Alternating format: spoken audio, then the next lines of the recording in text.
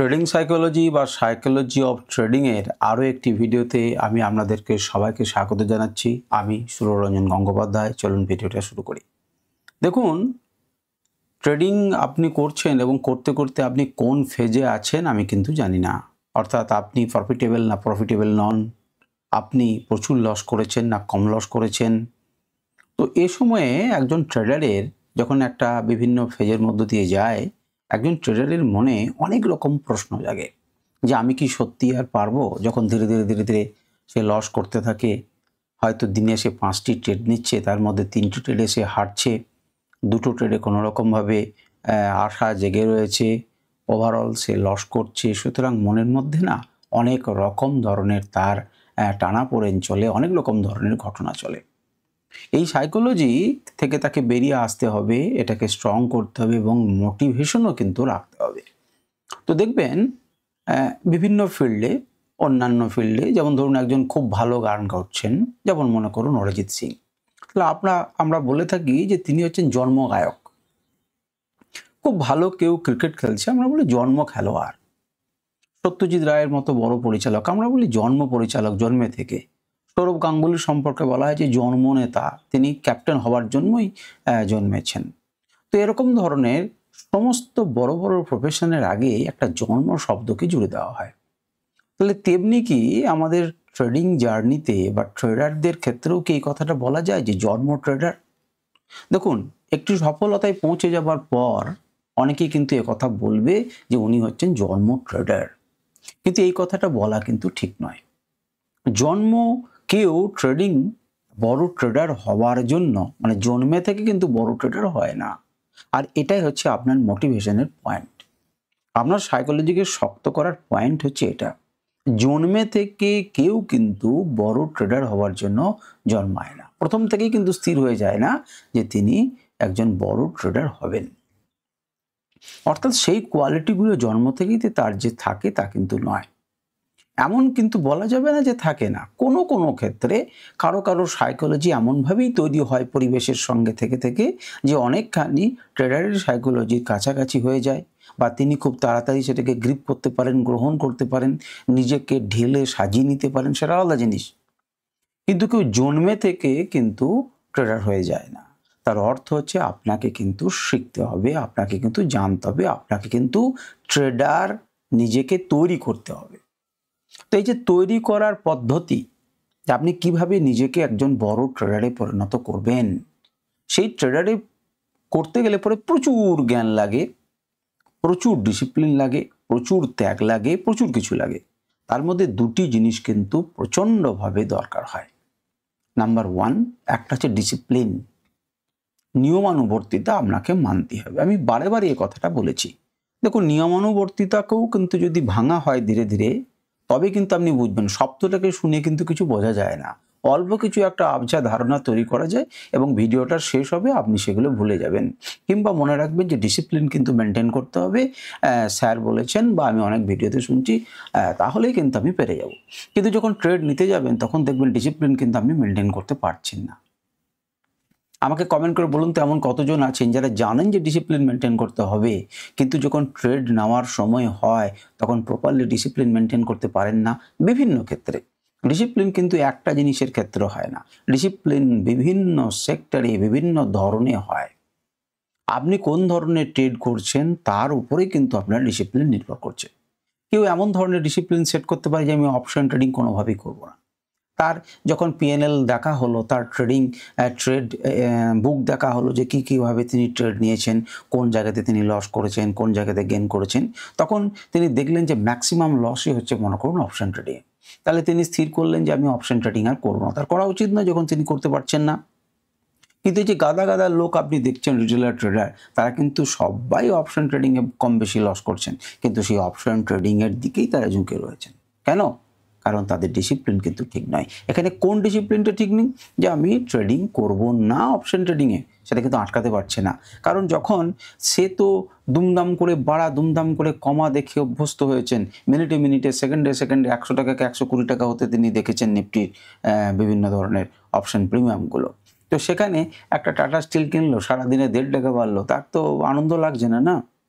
রক্তের ওঠানামা তার হচ্ছে না, তার আনন্দ কি করে লাগবে? সুতরাং সে কিন্তু ডিসিপ্লিন তখন মেনটেন করতে পারছে না যে আমি অপশন ট্রেডিং করবো না এটি। আবারও হতে পারে যে আমি দুপুর 12টার পর আমি আর কিন্তু করব না। কারণ হচ্ছে ফার্স্ট হাফে আমি ইনকাম করে ফেলি, সেকেন্ড হাফে আর করি না। সেকেন্ড হাফে কিন্তু আমার টাকাটা চলে যায়। অর্থাৎ সেকেন্ড হাফে যখন জটিলতা চলে আসে বিভিন্ন রকম, তখন কিন্তু আমি আর করে উঠতে পারি না। যদি আপনার ট্রেডিংয়ে এটা দেখা যায় বিশ্লেষণ করে, আপনার শেয়ার বলে দেন বা আপনি নিজে বিশ্লেষণ করেন, তখন দেখলেন যে না আমার সেকেন্ড হাফে করা উচিত নয়। আমি সেকেন্ড হাফের সাইকোলজিটাকে গ্রিপ করতে পারছি না। আমি অ্যাভয়েড করব। ফার্স্ট হাফে যদি পয়সা করে নিতে পারি, আমি সেকেন্ড হাফে যাবো কেন? কিন্তু দেখবেন যে আপনি কিন্তু সেই ভুল করা সত্ত্বেও আবার সেকেন্ড হাফে কিন্তু মনে হচ্ছে যে আজকে 3,500 4,000 টাকা হলো, আর 1,500 টাকা হয়ে গেলে 5,000 টাকা ফুলফিল হয়ে যাবে, আর একটা ট্রেড নিয়ে নিই। বাস সর্বনাশ হলো। 3,500 টাকা ছিল, যা ছিল পুঁজি কটা গুটি নিল বাং বেটা। সব নিয়ে চলে গেল। আপনার চলে এলেন কোথায়? আবার মাইনাস নেগেটিভে রান করতে লাগলেন। আপনার মানসিক অবস্থা খারাপ হয়ে গেল। আপনি নিজেকে দোষ দিতে লাগলেন। আপনি হতাশায় ডুবে গেলেন। তাহলে বুঝতে পারছেন যে এটা হচ্ছে বিভিন্ন। আপনাকে ধরে, ধরে বসে, বসে প্রত্যেকটা সেন্সে তুলতে হবে। আমি কেবলমাত্র ডিসিপ্লিন শব্দটা বললাম। ডিসিপ্লিন জিনিসটাকে শিখতেই না অনেকদিন সময় লেগে যাবে। যে কোন ক্ষেত্রে কোথায় কি ডিসিপ্লিন মেইনটেইন করবেন, এটা অত সোজা জিনিস নয়।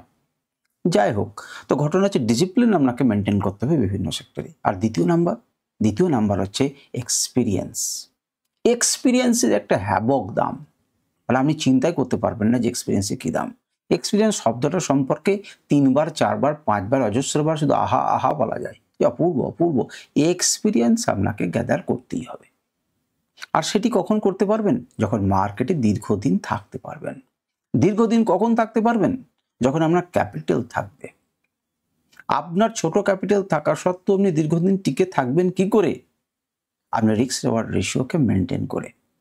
সুতরাং আপনি দীর্ঘকাল যদি আপনাকে শিখতে হয় প্রথমে, তাহলে দীর্ঘকাল আপনাকে মার্কেটের টিকে থেকে মার্কেটের পালসটাকে বুঝবার জন্য আপনাকে ট্রেড করে যেতে হবে, অথচ মার্কেটে টিকতে হবে।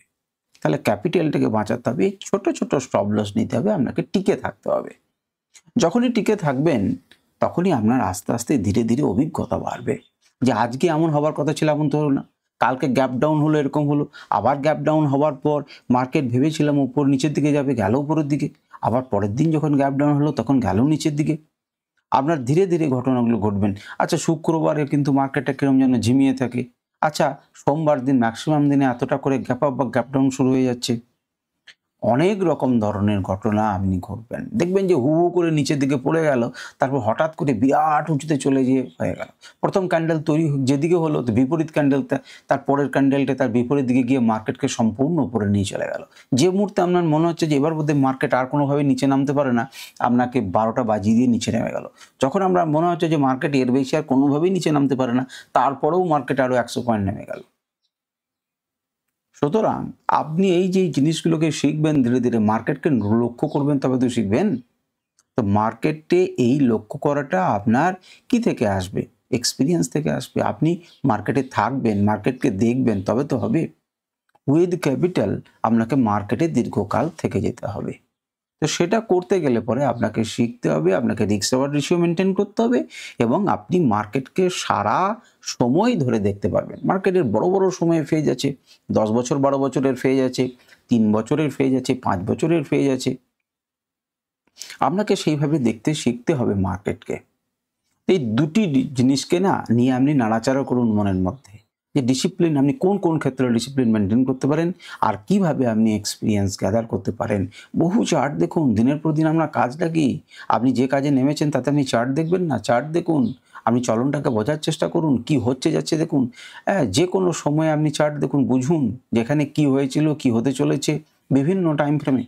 তবে তো আপনি এক্সপিরিয়েন্স গ্যাদার করতে পারবেন।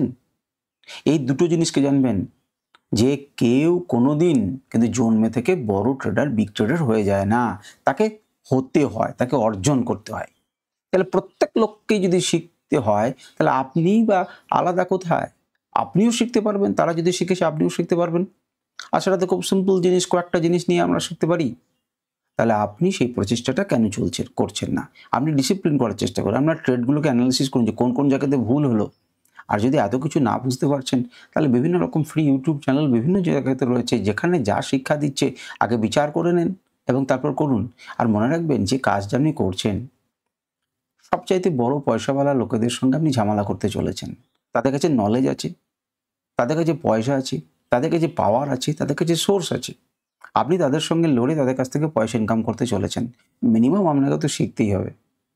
আর সেটুকু যদি আপনি না করেন, আপনি যদি ভাবেন যে বাঁ হাতে সিগারেট ধরবেন আর ডান হাতে টুকটুক টুকটুক করে আপনি করে নেবেন, তাহলে বোধহয় ভুল হচ্ছে আপনার কোথাও। আপনার চরম ভুল হচ্ছে। এরকম বহু জনকে দেখা গেছে যারা 500 কোটি টাকা নিয়েও বসে আছে, পথের ভিখারি হয়ে গেছে। সুতরাং এরকম ধরনের ভাবনা চিন্তা রাখবেন না। শিখুন, ডিসিপ্লিন মেনটেন করুন, এক্সপিরিয়েন্স গ্যাদার করুন এবং মার্কেটে সফল হন। মোটিভেটেড রাখুন নিজেকে যে আপনি পারবেন, কারণ সবাই শিখেই করে। আপনিও শিখুন, আপনিও পারবেন। ডিসিপ্লিন মেনটেন করুন এবং অবশ্যই এক্সপিরিয়েন্স গ্যাদার করুন। দরকার হলে পুরনো চার্টগুলোকে দেখতে থাকুন এবং বুঝতে থাকুন, আরও বেশি এক্সপিরিয়েন্স গ্যাদার করুন। আজকে এ পর্যন্তই। নমস্কার, ধন্যবাদ।